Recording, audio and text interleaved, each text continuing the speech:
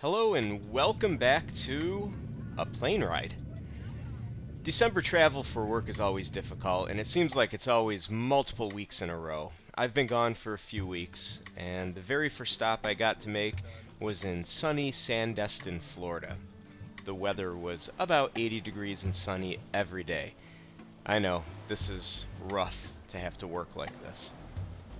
Actually, this is just a little bit of my downtime, and the work took priority during the day. But once Florida was winding down, the end of my travel wasn't. But I made sure to bring a little bit of snowy central New York down to the southern states with me. A short plane ride later, and I landed in San Antonio, Texas for the second leg of my travel. If you've never had the chance to go to the Alamo, definitely go see it. It's a great tourist attraction, and you learn a little bit in the process. It always amazes me how the southern states do Christmas. There's just something about not having snow and having it nice and warm that is just foreign to me. By far, my favorite place to go in San Antonio is the Riverwalk. I've been here during the spring, summer, winter, and fall. During the summer, it's consistently about 20 degrees cooler down here than up at street level, and the rest of the year, it's just a beautiful place to be, a lot of people, great food, and great shops. But weeks went by, and I headed back in an absolute whiteout blizzard. We had to circle Syracuse, New York 3 times before we finally found a window to come in for a landing amidst a blizzard. And I'm back. The first thing that I had to do was stop and get some diesel. And I know what you're thinking. I sold the bulldozer. Why do I need diesel? Well, there's a very good reason for this, and we're going to wait till the end of the video to see that reason. So I made my way over to the farm, and I was thrilled to see that my land bridge is still clear, and the water in my pond has dropped between 4 and 5 feet over the last 3 weeks. If you recall from the last video, I had to clear out some of the drainage ditches in the land bridge. So I bought this tool off Amazon. It's called a hookaroon, and this is going to help me keep those drainage ditches cleared. But we'll get to that in a few minutes. First, I want to try and do some more clearing of the trees on the land bridge. So I fired up my trusty Echo chainsaw.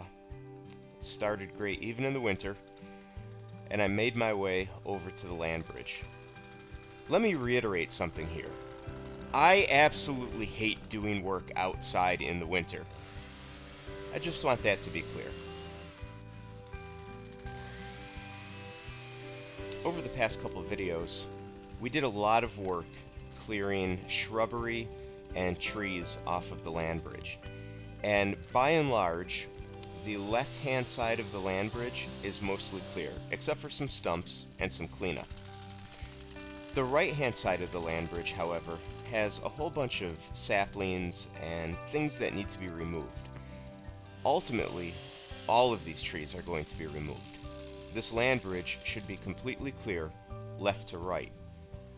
Once clear, I'll have to come through and try to level it, grade it, make it even so that I could bring a tractor or other wheeled vehicle across the land bridge, which is the purpose of having this land bridge.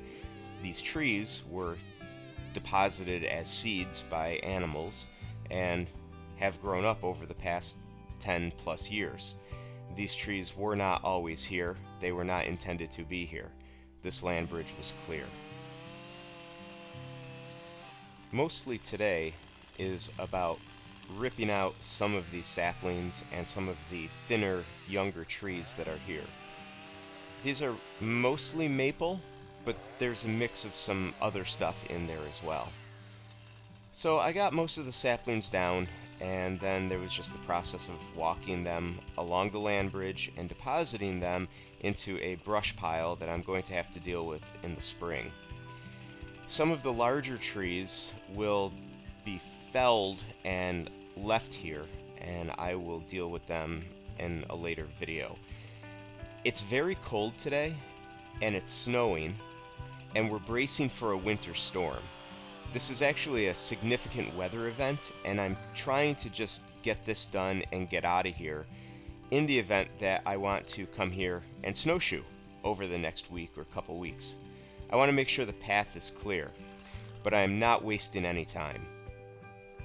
Moving over to the drainage channels, I'm happy to see that water's flowing. It doesn't look like there's any more beaver activity yet, but there is some debris that has just flowed its way into the opening of the channels. So I'm using this nice hookaroon and clearing some of that out. As you can see, water's flowing nicely. The volume has picked up. An even more dramatic example of this is going to be in the second channel here. Again, no beaver activity and moderate water flow, which is good to see, but some debris has moved into the channel, and I'm going to clear it out. The hookaroon works really good. I'm glad I got this. Just a couple minutes worth of work, and the pressure of the water has cleared out all of that debris, and look at the flow of water. It has increased significantly. This is going to help maintain a low level in my pond and equalize both ponds. And here's that debris pile I have to deal with. Now it's time for the ultimate test. All the work that I've put into the land bridge over the past several videos has been for both snowshoeing in the winter and the ability to move some sort of vehicle, small vehicle, tractor, whatever, across that land bridge. So while I'm here and while we have snow, I figured this was a great time to put on the snowshoes, make my way through the path up to the land bridge, and see if I could navigate the land bridge properly.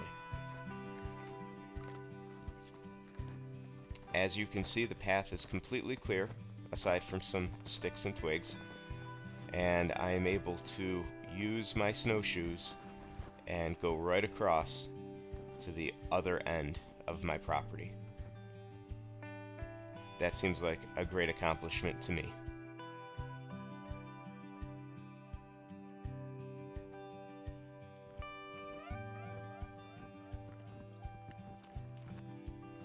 I thought this would be a nice opportunity to just relax for a couple of minutes, take a walk through the woods, enjoy some of the sounds of nature and the scenery.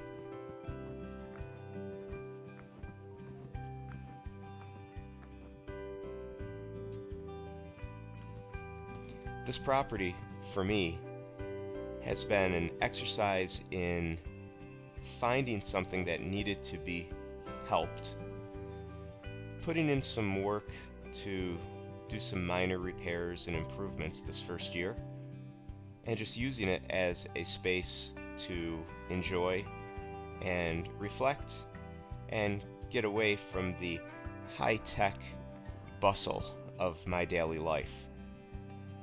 There's no technology out here. It's just quiet, peaceful nature. And I hope those of you who've watched these videos have found some enjoyment both in the process of the work that I've accomplished this year, but also in seeing the sweeping scenery in all the different seasons as I've presented it in these videos.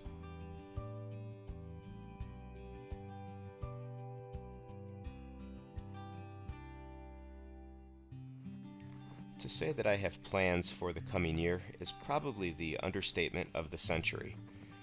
There's a lot of things that need to be done, improvements to be made, and also equipment that needs to be purchased. Obviously, one of the big things that needs to be done immediately in the spring is the field needs to be gone through with a forestry mulcher so that it's ready for planting by May, June. So that's project number one. Project number two will be a rehabilitation of the two-stall garage. That's a big priority so that I have a staging ground for tools and equipment and the rest of the projects that need to be done on the farm.